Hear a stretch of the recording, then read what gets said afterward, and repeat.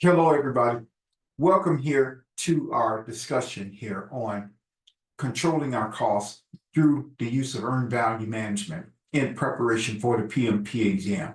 So first of all, I'm Elvis Townsend. I am the owner of DNET Training. All right. I have been PMP certified since 2006, and I also hold other agile and professional discipline certifications as well. All right.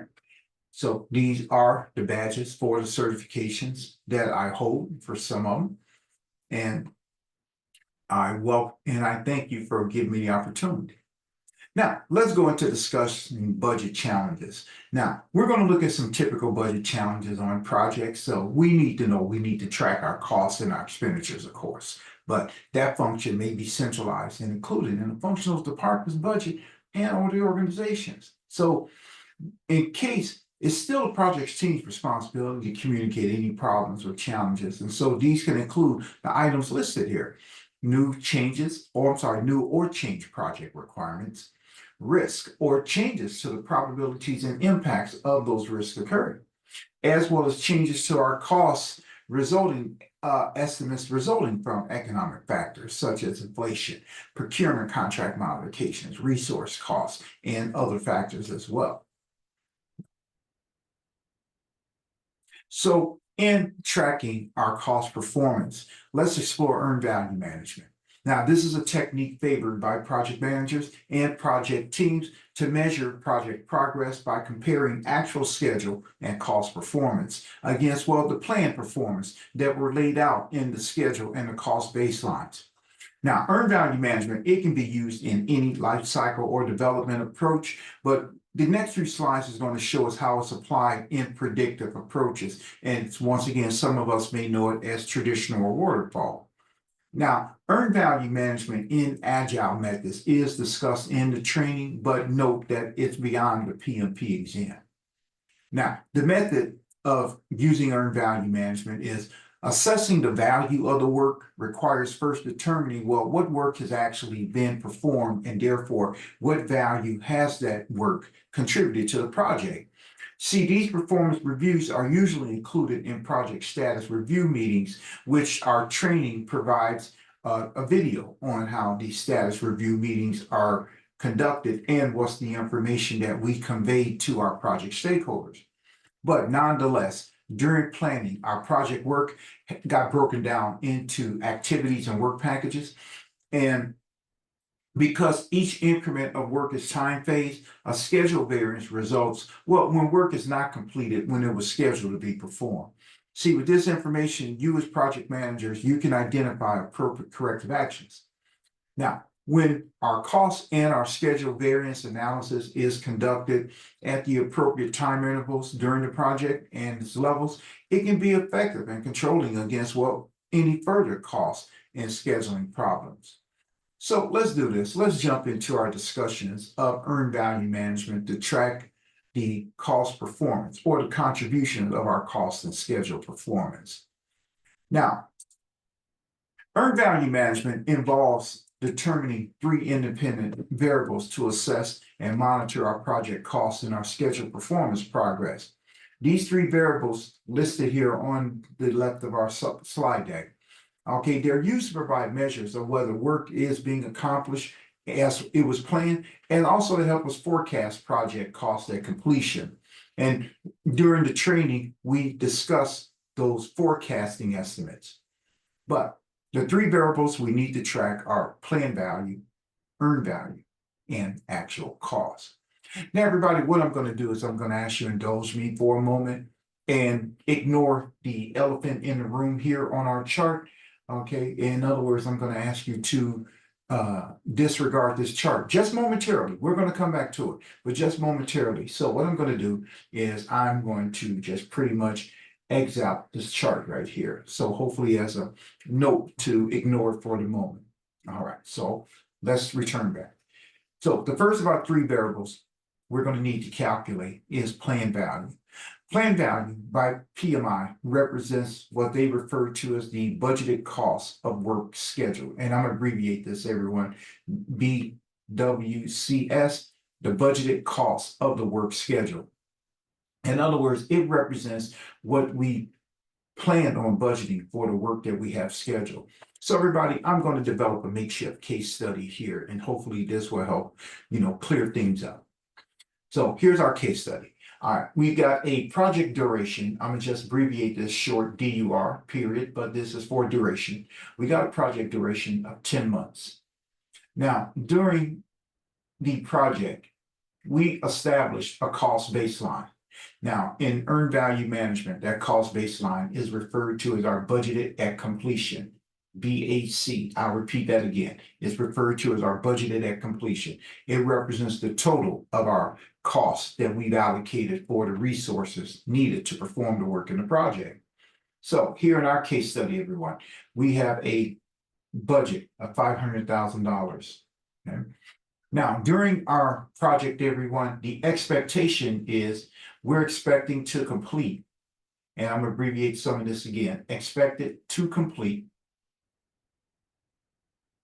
All right. We're expected to complete, everyone, 10% of the work each month.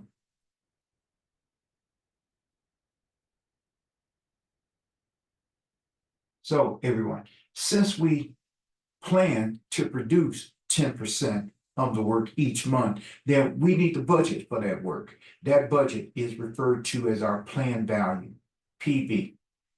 So once again, it's the budgeted value of the work that we have scheduled. Now, since we expect this or scheduled to have 10% of the work completed each month, then that's how much we need to budget for. So since we have a budget of $500,000 and 10% of that is expected to be spent each month for the work that we have scheduled, then our planned value per month is $50,000. So once again, for those who didn't understand, I'll try to catch you up. But remember, since we have $500,000 budgeted for the work, and we expect 10% of that work to be performed each month, then that's the amount that we're going to budget for or plan for that work to be done. And that's $50,000. Now, in this case study, everyone, we're going to do a continuum where now what we're going to do in this makeshift case study, we're going to track our project performance at the end of month 4. All right, so once again, at the end of month 4, and let me clear that up. Let me put end month 4. All right. All right. So since we plan for $50,000 worth of work each month, then our planned value through month 4 is $200,000. So once again, based on the fact that we plan $50,000 of work each month, then through the end of month 4, our planned value is $200,000. In other words, this is the budgeted cost of our work that we have scheduled through 4 months of the project. All right, and that's $200,000 total. All right, so that's one of our checklists of our independent variables. Our next one in our list is earned value. Well, everybody, earned value is defined by PMI as the budgeted cost of the work performed. You see everybody in here, BCWP, budgeted cost of work performed. Now, everyone, earned value represents the budgeted value of the work that we've actually completed. You see, earned value doesn't care how much you plan on spending, nor does it care how much you've actually spent. Earned value only cares about what is the budgeted value of the total work that you've completed up to that point.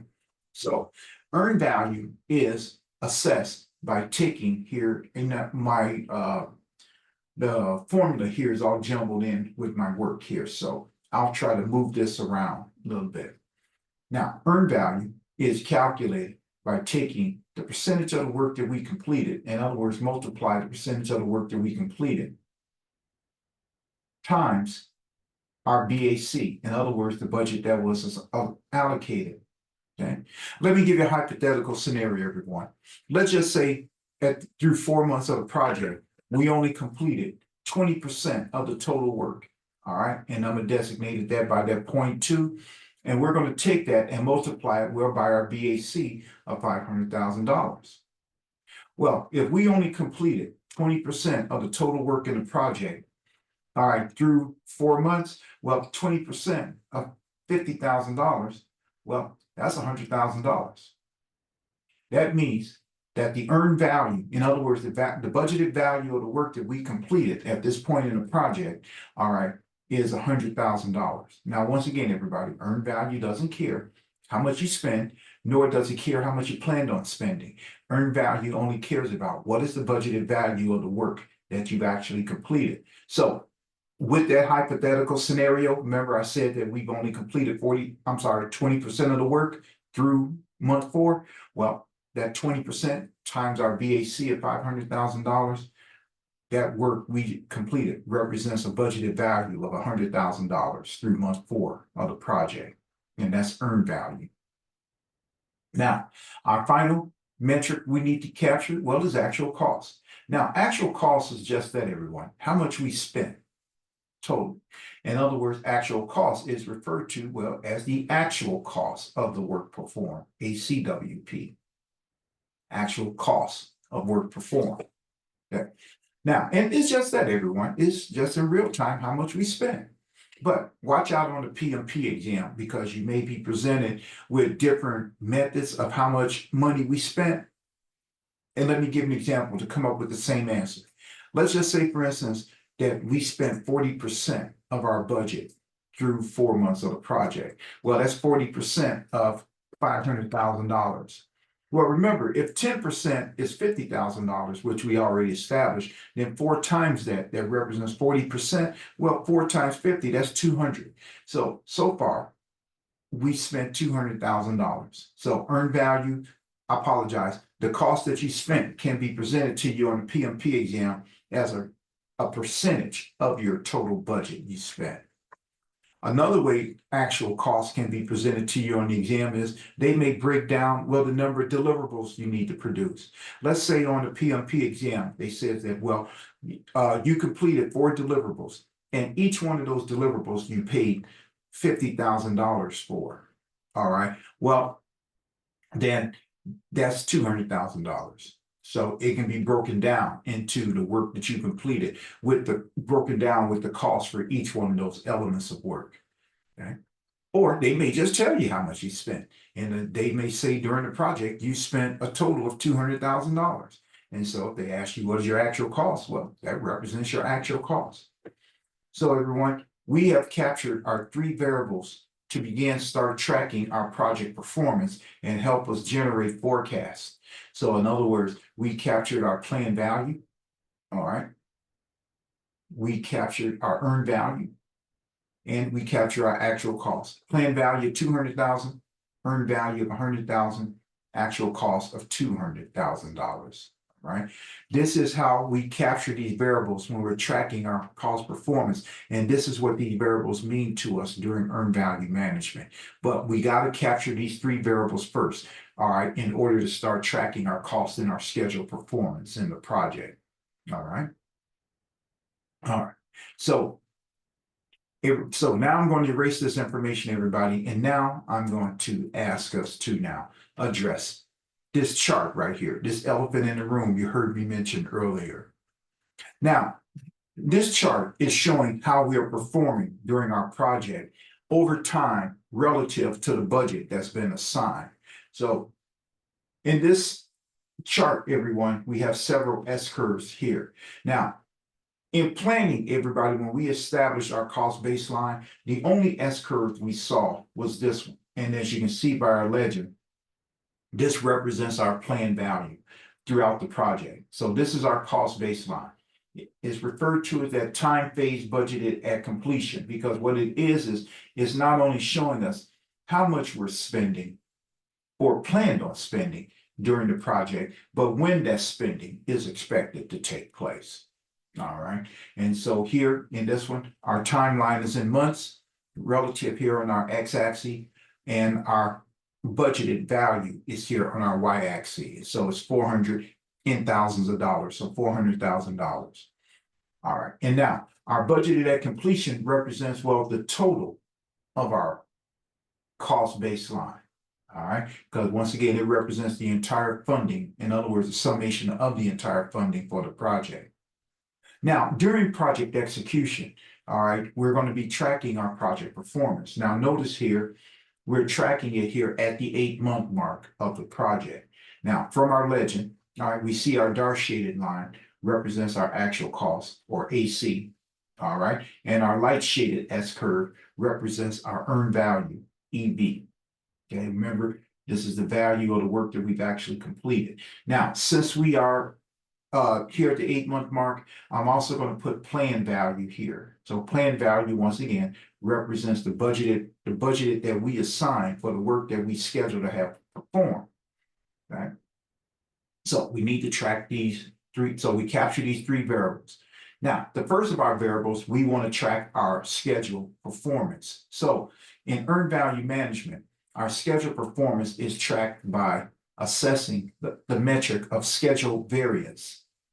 All right.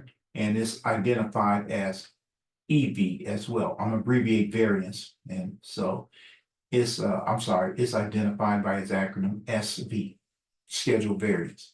Now, schedule variance is captured by expressing the difference of our earned value and our plan value. In other words, it's the difference of the value, the budgeted value of the work that we've actually completed against, well, what we budgeted for. In other words, what we planned on spending.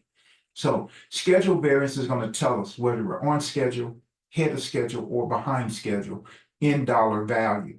Let me give you an example.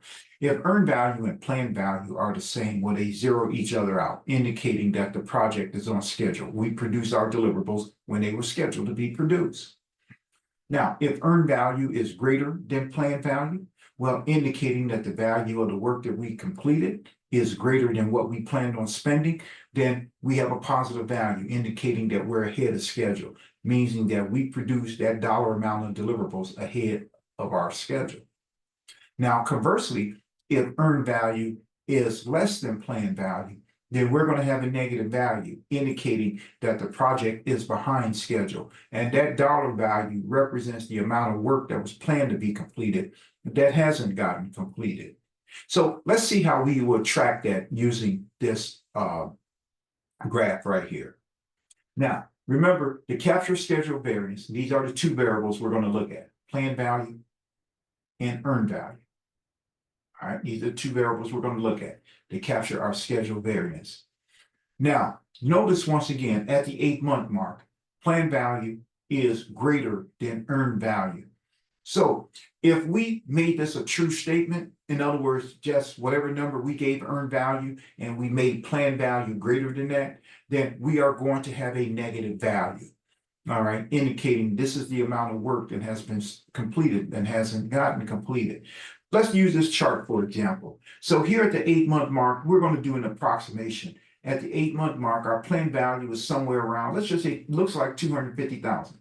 All right, so our planned value is at 250,000.